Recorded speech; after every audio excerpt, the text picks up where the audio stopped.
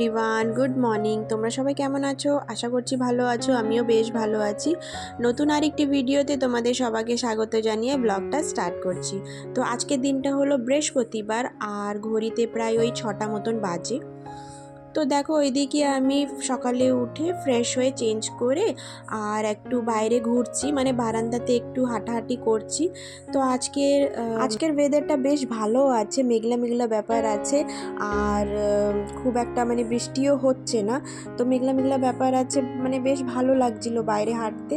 তো যাই হোক, এখন কিচেনে গিয়ে ওইদিকে ব্রেকফাস্ট বানাতে হবে, মেয়ের টিফিন রেডি করতে হবে, অনেকটাই কাজ আছে। তারপরে মেয়েকে ঘুম থেকে তুলতে হবে। তো যাই হোক, দেখো ওইদিকে ফ্রিজ থেকে দুধ বের করে রেখেছি, একটু নর্মাল হয়ে যাওয়ার পরে দুধটা জাল দিয়ে দেব। আর এদিকে দেখো চা বানিয়ে নিয়েছি। তো প্রথমে চাটা খেয়ে নেব, তারপরেই ব্রেকফাস্টটা বানাবো। তো সকালবেলা উঠে যদি না এই চাটা না খাই না, বেশ ভালো লাগে না, ওই মাথা ধরার একটু মানে চান্স থাকে। কি করব মানে অনেকটাই অভ্যাস হয়ে গেছে চা খাওয়ার। তো অনেক আগে যখন আমি কলেজে পড়তাম, তো এই চাটা খাওয়ার একটু অভ্যাস ছিল না, যেহেতু বাড়িতে সবাই চা খেত কিন্তু আমি খেতাম না, আমি আর আমার দিদি। তো মানে আমার অভ্যাস হয়ে গেছে। তো কি করব, আর চাটা না খেলে না বেশ ভালো লাগে না।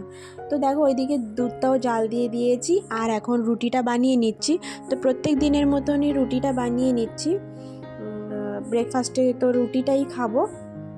আর রুটি খেতে বেশ ভালো লাগে, আর অন্যান্য জিনিস না বেশ ভালো লাগে না। আর ওয়ার্কিং ডেজে না অন্য জিনিস বানাতে গেলে না অনেকটাই দেরি হয়ে যায়, যেহেতু সকাল সকাল খুব তাড়াতাড়ি করে করতে হবে। মেয়েকে ওইদিকে 7:30 পৌনে 8টার মধ্যে রেডি করে ওকে স্কুলে পাঠিয়ে দিতে হবে। তো দেখো এদিকে ব্রেকফাস্টটা বানিয়ে নিয়েছি, আর এখন প্রায় বানাচ্ছি। তো এখানে 5-6টা মতন বানাবো, যেহেতু 3জনের জন্য 5-6টা মতন বানালে হয়ে যাবে। আর এখন মেয়েকে ঘুম থেকে তুলবো, তারপরে ওর বাবাকেও ডেকে দিতে হবে, ওরাও ফ্রেশ হবে। তো মেয়ের জন্য দেখো এদিকে রুটিটাও রেডি করে নিচ্ছি, ওকে খাইয়ে পাঠাতে হবে। তো দুধ রুটি ভিজিয়ে দিয়েছি, আর মিষ্টির মধ্যে ওকে না গুড় দিয়ে থাকি। গুড়টা যেহেতু ভালো, চিনি দিলে তো খুব একটা ভালো না, তো গুড়টা দিয়ে দিচ্ছি। আর আমি ফ্রিজে জানো তো এইভাবে স্টোর করে না গুড় না পাউডার করে রেখে দিই, তাহলে না ভালো থাকে, খারাপ হওয়ার চান্স থাকে না। আর বাইরে থাকলে কি হয় না, পিঁপড়ে লাগার ভয় থাকে, যেহেতু মিষ্টি তো পিঁপড়ে লাগার ভয় থাকে, তাই আমি ফ্রিজেই স্টোর করে রাখি। আর এইদিকে দেখো মেয়ের জন্য টিফিনটাও রেডি করে নিচ্ছি। তো আজকে ওকে আপেলটা দেবো, আর আপেলটা না এইভাবে না পিস পিস করে দিই, গোটা দিলে না ও না খেতে চায় না, মানে ফেরত নিয়ে চলে আসে। আর বিস্কিট দেবো, আর এই যে হলুদ পান্নির বিস্কিটটা দেখছো না প্যাকেটের, ওইটা না মেয়ে না খায় না, তাও ওকে দিচ্ছি। যদি স্কুলে বসে খেয়ে না একটু অভ্যাস হবে, স্কুলে তো মানে সবাই খায়, তো দেখে দেখে যদি খায়, তাই আমি ওকে এটা দিয়েই দিচ্ছি। তো যাই হোক, দেখো এদিকে টিফিনটাও রেডি করে নিয়েছি, আর ওকে এই জলের বোতলটা দিচ্ছি। ওর না যেই জলের বোতলটা দিতাম সেটাও না মানে ওই ওপরে যে খোলার সিস্টেম হয় ওটা না ভেঙে দিয়েছে, মানে কিভাবে ভেঙে গেছে। তো যাই হোক, এখন তো বাজার যায়নি, তাই ওর জন্য জলের বোতল কেনা হয়নি, আর যেটা ছিল সেটা দিয়েই দিচ্ছি। তারপরে দেখো মেয়েকে ওইদিকে রেডি করিয়ে খাইয়ে টাবিয়ে এখন ওকে ব্যাগে মানে টিফিন আর বোতলটা ভরে দিচ্ছি। তো মেয়েই না সব কাজ করতে ভীষণ ভালোবাসে, মানে এই বয়সে তো নিজে নিজে করতে বেশ ভালোবাসে। আর যখন বড় হবে তখন নিজে থেকে কিচ্ছু করতে চাইবে না। এই হয়, বাচ্চারা সব জিনিসে এখন এক্সাইটেড থাকে, নতুন নতুন তো। তারপরে দেখো এদিকে মেয়ে আর ওর বাবা নিজে নিজের উদ্দেশ্যে বেরিয়ে পড়ছে, আর এখন আমার নিজের কাজ আছে।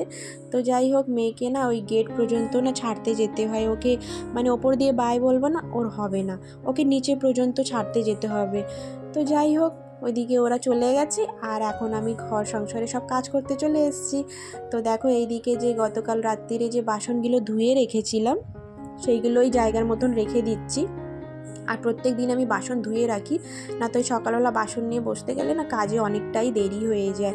আর প্রত্যেক দিন আমি কিচেন সব পরিষ্কার করে রাখি, তার কারণ সকালবেলা উঠে আমাকে ঝটপট ব্রেকফাস্ট বানানো এসব কাজ থাকবে। আর কিচেনটা না ওই কি বলবো, এঁঠোমেটো বাসন রেখে দিতেও আমার বেশ ভালো লাগে না। তো যতই রাত হোক না কেন আমি বাসন ধুয়েই শুই। তারপরে দেখো ওইদিকে মেশিনটাও চালিয়ে দিলাম, আর সকাল সকালই চালিয়ে দিচ্ছি আজ এখন থেকে। তো ভীষণ কারেন্ট কাটছে, কি বলবো। আর যখনই কারেন্ট কাটে না, মানে 2 ঘন্টা 3 ঘন্টা করে কারেন্ট কাটে, অনেকটাই মানে সমস্যা হয়ে যায় কাজের সময়। মানে কি বলবো, কারেন্ট চলে যায় না, ভীষণ মানে একটা বিরক্তি লাগে। তো তাই ঝটপট করে মেশিনটাও চালিয়ে দিয়েছি, আর এখন যে আশিপাশি কাজ আছে সেগুলোই করে নিচ্ছি। তো প্রত্যেক দিন তো আমার এই সোফা, তারপরে এই টেবিলটা মানে মোছামুছি এসব করতেই হয়, যেহেতু মেয়ে ওইদিকে বই খাতা রাখা হয়, তো টুকটাক মানে গোছানো থাকে, আর ওই ডাস্টিং করা, এসব করা। তো ওইদিকে মেয়েকে স্কুলে পাঠিয়ে তারপরে এদিকে আমি সব বাসি কাজ করে নিয়েছি, ঘরটার পরিষ্কার করা। আর এখন আমি ব্রেকফাস্ট করতে বসেছি, তারপরে রান্না আছে। তো আজকে কী কী রান্না করব সেটাও শেয়ার করব। আর কিছু নতুন বানাতে চলেছি, মানে এর আগেও বানিয়েছি, কিন্তু আমার মনে হয় আমার ব্লগে মনে হয় দেখায়নি কোনো দিন, আমি ঠিক বলতে পারছি না। তো একটু স্পেশাল রান্না হবে, তো চলো পুরোটা দেখতে থাকো। আর এইদিকে দেখো আমি ব্রেকফাস্ট করব, তো চা রুটি নিয়ে নিয়েছি। তো প্রথমে ব্রেকফাস্টটা করে নিই, তারপরে ওইদিকে রান্না বান্না করব। তো চলো, পুরো অনেকটাই কাজ আছে, তো পুরো ব্লগটা দেখতে থাকো, আশা করছি ভালো লাগবে। তো আজকে দেখো কিছু স্পেশাল রান্না করতে চলেছি। তো আমি এইদিকে পোলাও আর পনির রান্না করব। তো আমার ব্লগে তো পনির রান্না প্রায় আমি দেখিয়েছি, কিন্তু পোলাও কোনো সময় দেখাইনি, আর খুব একটা বানাই না, তার কারণ একটু মানে সময় লাগে।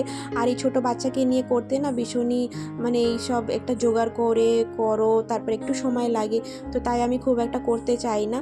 তো ভাবলাম ঠিক আছে, ওইদিকে চাল অনেক দিন এনে রাখা হয়ে গেছে, তো নষ্ট হয়ে যাবে, তাই ভাবলাম যে ঠিক আছে পনিরটা যখন রান্না করছি তো পোলাওটাও রান্না করে নিই। তো যাই হোক, দেখো এইদিকে প্রথমে পনিরটা রান্না করে নেবো, তারপরে পোলাওটা রান্না করব। তো এইদিকে দেখো পনিরটা ভেজে নিয়েছি, আর এখন গোটা গরম মশলা দিয়ে দিলাম, আর দেখো এই পেস্টটা বানিয়েছি সেটাই দিয়ে দেবো।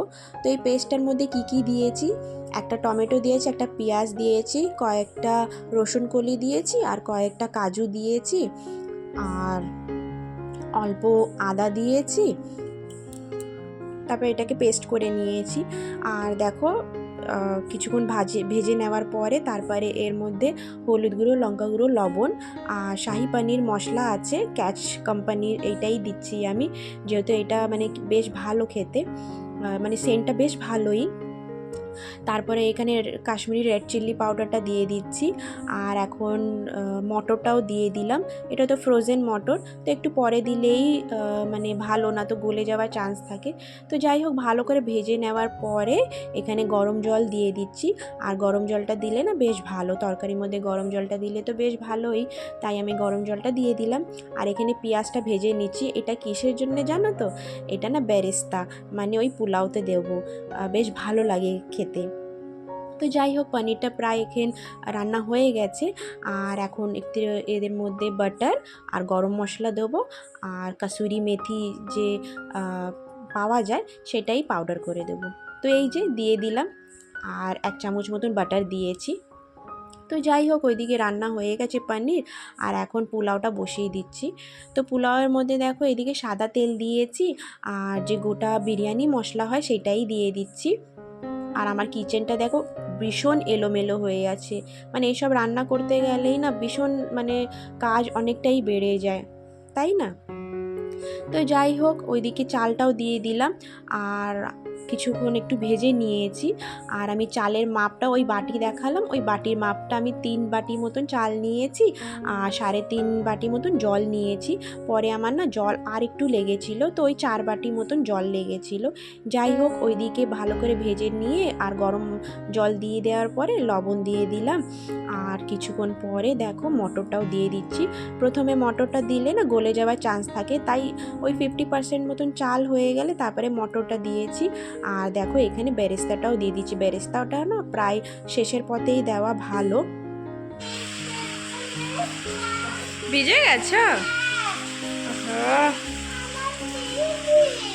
ঠিক আছে মা, ভুলে গেছিলাম মা, চলো ঘরে চলো, আসো।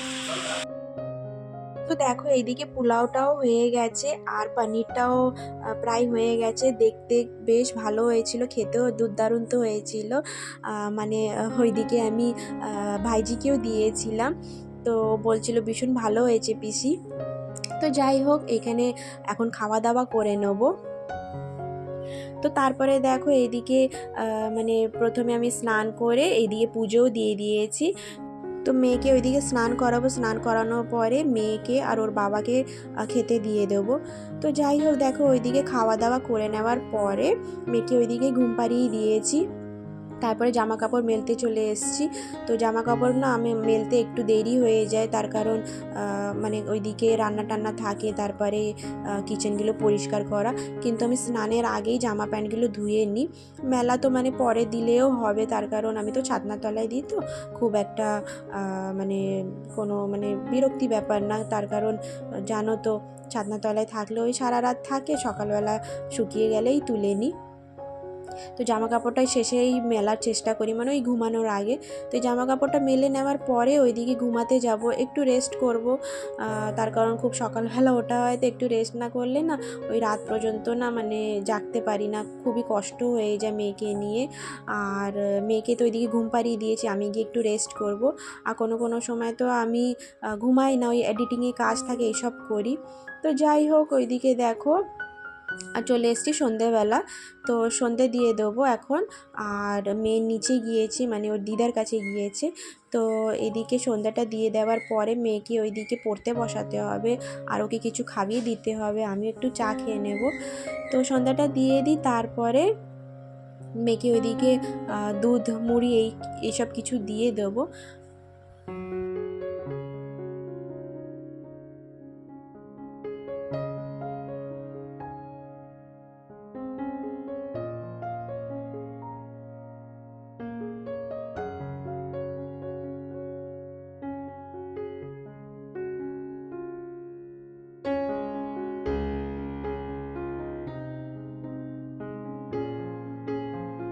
তো দেখো এদিকে সন্ধ্যাটা দিয়ে দিয়েছি, আর তুলসী তলায় ওইদিকে ধূপ দেখাতে চলে গেছি। তো যাই হোক দেখো, ওইদিকে চাটা খেয়ে নিয়েছি, আর হাজব্যান্ড কিছু জিনিস নিয়ে এসেছিলো, মানে ওই গ্রসারি, খুব একটা জিনিস না, কয়েকটা জিনিস নিয়ে এসেছিলো। তো দেখো এইদিকে শাহি পানির ওই ক্যাচ কোম্পানির মশলাটা আমার বেশি লাগে, তো তাই একটা আনতে দিয়েছিলাম। এইদিকে এই জিরে, গোটা জিরে এইসব আনতে দিয়েছিলাম, আর মেয়ের জন্য একটু ওই খাবার দাবার কিছু কিছু আনতে দিয়েছিলাম। আর ওইদিকে লঙ্কা পাউডার শেষ হয়ে গেছিলো, সেইটা আনতে দিয়েছিলাম। আর এই যে ব্রিটানিয়া টোস্টি বিস্কুট আছে, এইটা প্রথমবার খাবো, তো তাই দেখছিলাম। তো জানি না, এর আগে তো অন্য টোস্ট বিস্কুট খেয়েছি, কিন্তু এই বিস্কুটটা প্রথমবার খাবো। তো যাই হোক, ব্লগটা আমি এই পর্যন্তই রাখছি। আশা করছি ভালো লেগে থাকবে। যদি একটু ভালো লেগে থাকে একটা লাইক দিও, চ্যানেলটিকে সাবস্ক্রাইব করে নিও। দেখা হবে নেক্সট ব্লগে। সবাই ভালো থেকো, সুস্থ থেকো, টাটা।